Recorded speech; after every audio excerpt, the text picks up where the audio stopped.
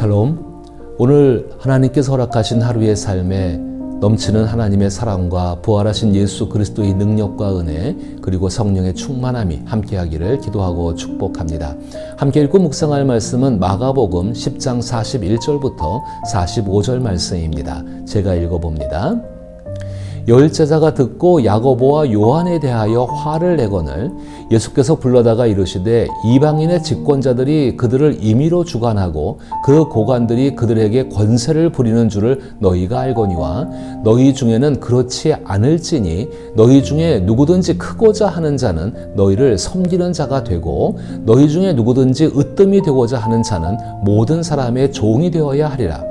인자가 온 것은 섬김을 받으려 함이 아니라 도리어 섬기려 하고 자기 목숨을 많은 사람의 대속물로 주려 함이니라. 아멘. 저는 오늘 이 말씀을 예수님의 십자가 사랑과 희생이라는 제목을 가지고 생각해 보고자 합니다.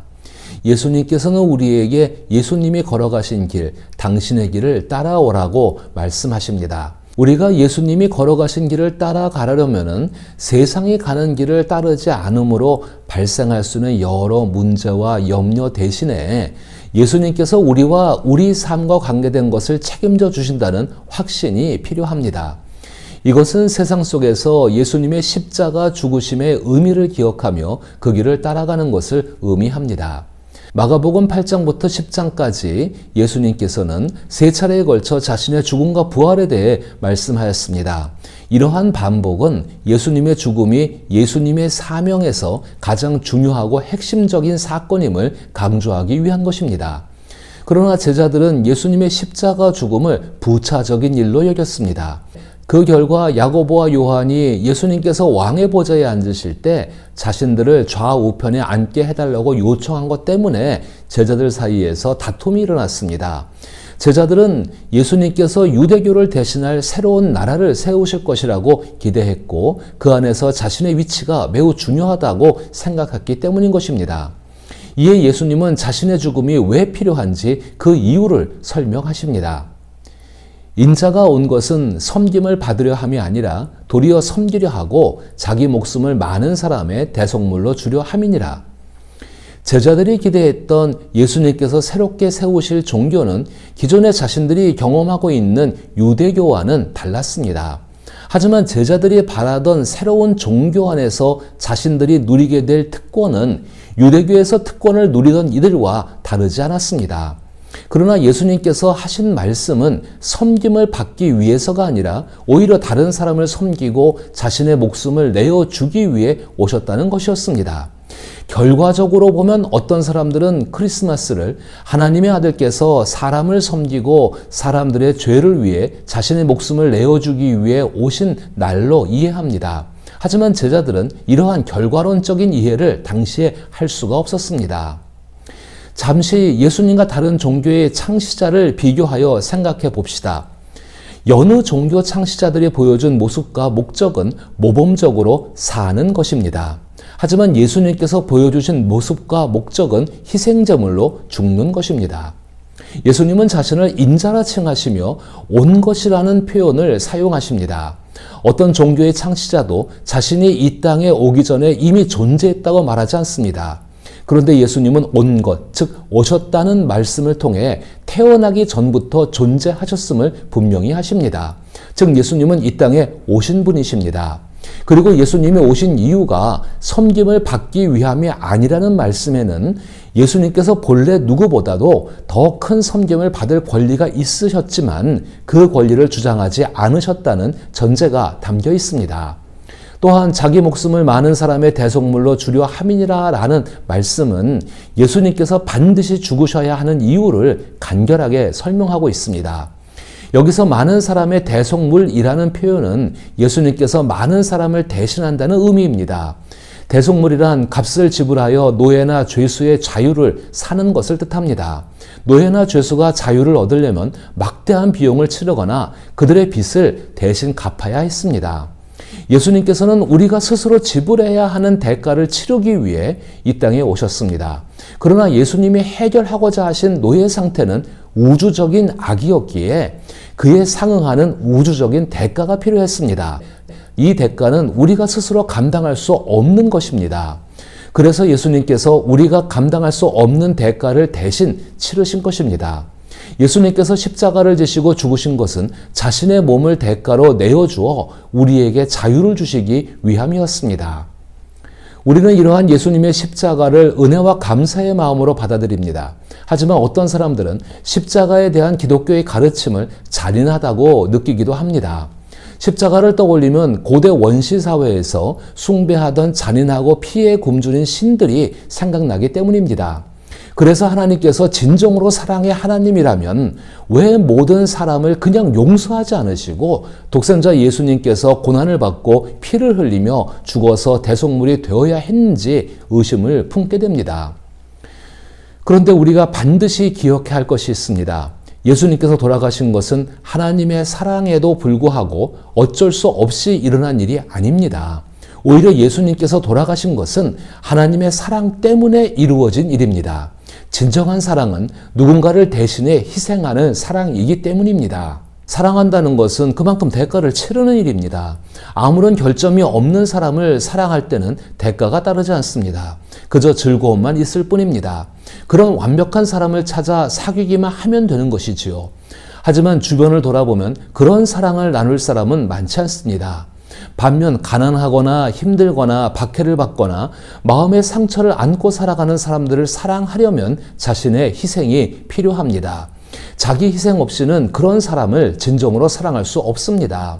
상대방의 짐을 조금이라도 함께 나눌 수 있어야 한다는 것입니다. 세상에는 상처받은 이들이 무수히 많습니다. 마음이 아파 사랑을 간절히 갈구하는 사람들과 함께 하다 보면 누구나 지칠 수밖에 없습니다. 그들의 상처 이야기를 듣다 보면 진이 빠지기 마련인 것이죠. 하지만 나의 감정적 에너지가 고갈될 때까지 귀를 기울여 주어야만 그들이 조금이나마 치유가 될 수 있습니다. 당연히 나의 기쁨과 편안함을 어느 정도 포기해야 하는 일이기도 하다는 것입니다. 하지만 나만 편안하게 지내기 위해 그런 사람들을 피한다면 그들은 점점 더 고통 속에 빠질 수밖에 없을 것입니다. 그들을 진정으로 사랑하는 길은 그들을 위해 나 자신의 것을 희생하는 것뿐입니다. 이러한 관점에서 자녀 양육에 대해 생각해 봅시다. 어린 자녀는 부모에게 전적으로 의존하며 스스로 모든 것을 챙길 수 없습니다. 어린 자녀가 자연스럽게 의존적인 존재에서 독립적인 성인으로 성장하는 일은 결코 저절로 이루어지지 않습니다. 부모는 최소 20년 이상 자신의 시간과 자유를 희생하며 헌신해야만 어린 자녀가 올바른 성인으로 자랄 수 있습니다. 예를 들어 부모가 재미없더라도 어린 자녀에게 꾸준히 동화책을 읽어주지 않으면 어린 자녀의 상상력이 발달하는 것은 제대로 이루어지기 어렵습니다. 또한 부모는 어린 자녀의 사소한 이야기까지도 귀 기울여 들어주어야 정서적 안정감이 자라나게 됩니다. 어린 자녀에게 옷을 입히고 목욕을 시키고 식사를 챙기는 일도 결코 쉬운 일이 아닙니다. 게다가 한 번 혼낼 때마다 5번은 칭찬해 주어야 한다고 합니다. 부모가 자신의 자유와 시간을 충분히 포기하지 않는다면 자녀가 건강한 성인으로 성장하기 어렵다는 것입니다. 하지만 안타깝게도 그렇게 하지 않는 부모가 많습니다.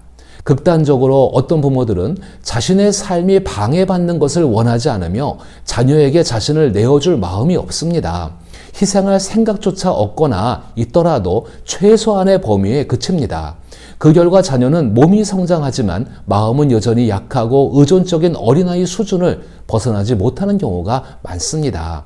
부모가 희생하든지 자녀가 희생하든지 둘 중 하나인 것입니다.